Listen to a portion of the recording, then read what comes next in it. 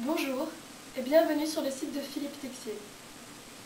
Les grandes pyramides ont été construites il y a 4500 ans. Aucun hiéroglyphe, aucun papyrus, aucun bas-relief n'explique comment. Depuis 2500 ans, on se pose et on se repose la question de savoir comment ont été construites ces pyramides. Hérodote, le grand historien grec, en 450 avant Jésus-Christ, décrit une machine faite de courts morceaux de bois. Ce texte est devenu célèbre, mais cette machine n'a jamais été reconstituée. Depuis Hérodote, de nombreuses théories, plus ingénieuses les unes que les autres, ont été avancées pour expliquer la construction. Mais aucune n'a vraiment convaincu. Ce que vous allez voir est peut-être la mystérieuse machine d'Hérodote. Regardez. Les blocs de la pyramide ont été extraits des carrières du voisinage. Leur nombre est évalué à 2 millions au moins. Les dimensions des blocs sont variables et leur poids est estimé entre 300 kg pour les plus petits et 2,5 tonnes pour les plus gros. Ce sont ces blocs qu'il a fallu hisser jusqu'à près de 150 mètres pour les étages les plus élevés. À l'époque de la construction de la pyramide, 2500 ans avant Jésus-Christ, la roue était inconnue en Égypte, ainsi que la poulie. Il n'existait pas de grue ni de palan. Le principe de la machine, ce sont des hommes qui montent leur poids sur un balancier. Le poids des hommes qui sont montés va faire basculer le balancier et faire monter de l'autre côté le bloc de 2,5 tonnes. Ce principe, basé sur la force des jambes des hommes, est 5 à 10 fois plus performant que n'importe quel système basé sur la force des bras et des mains. Ça ne saute pas aux yeux, mais vous pouvez l'expérimenter vous-même très facilement. Avec un peu d'entraînement, vous pourrez monter un sentier de montagne pendant des heures. Vous montez ainsi votre poids de plusieurs dizaines de kilos. En revanche, si vous portez au bout de votre bras, avec votre main, une valise de 10 kilos, eh bien, au bout de quelques minutes, vous serez fatigué et vous poserez votre valise. Le fonctionnement mécanique d'une telle machine a été reproduit sur cette maquette au 10e. Vous allez voir fonctionner cette maquette. Mais vous pouvez aussi voir des photos détaillées sur la galerie photo de ce site. Le bloc à hisser sur cette maquette, c'est ce pavé qui fait environ 10 cm de côté sur chaque arête. Il pèse 2,5 kg.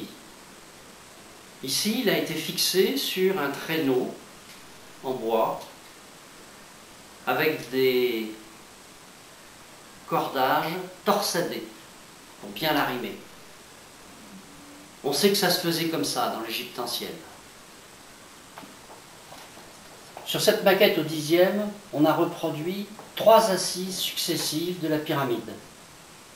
Chaque assise fait 10 cm de large et 12 cm de hauteur. La pente est ainsi de 51 degrés, comme sur la pyramide de Khéops. Sur la pyramide de Khéops, en fait, la hauteur des assises varie de 50 cm à 1,20 m.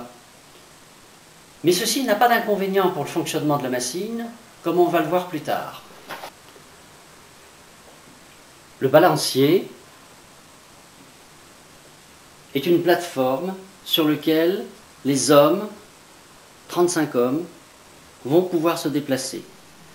Et le balancier oscille au déplacement des hommes sur un support arrondi. Le traîneau portant le bloc est posé au bout du balancier. À l'invitation du chef d'équipe, qui surveille et contrôle la manœuvre, les 35 hommes sur la plateforme vont monter vers la gauche, faire basculer le balancier, faire monter le bloc à droite de la hauteur d'une assise. En fait, le traîneau est posé sur une pente qui va lui permettre de glisser d'un balancier à l'autre. Le loquet est déverrouillé et le bloc glisse d'un balancier à l'autre. De la même manière, sur ce balancier situé à l'étage au-dessus, les hommes vont se déplacer vers la droite et faire monter le traîneau et le bloc d'une assise. Et là, le loquet est retiré par un servant et le bloc glisse sur le balancier supérieur. Sur le balancier inférieur, une fois que le bloc a quitté le bout du balancier, l'équipe reprend position au milieu du balancier de façon à le remettre en position pour accueillir un nouveau bloc qui arrive d'en dessous.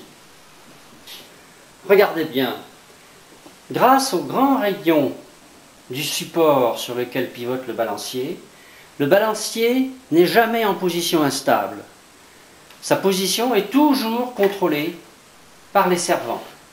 Ainsi, le balancier peut fonctionner sans aucun choc.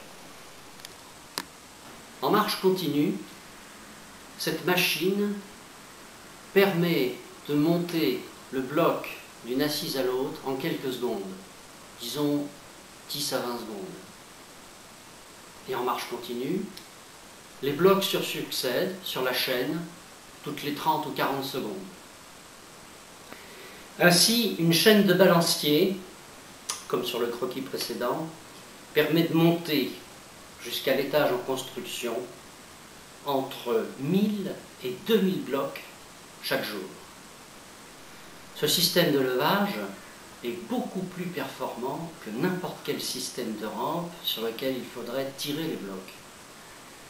Le rapport de performance entre cette chaîne et un système de rampe se situe entre 5 et 10 fois plus performant.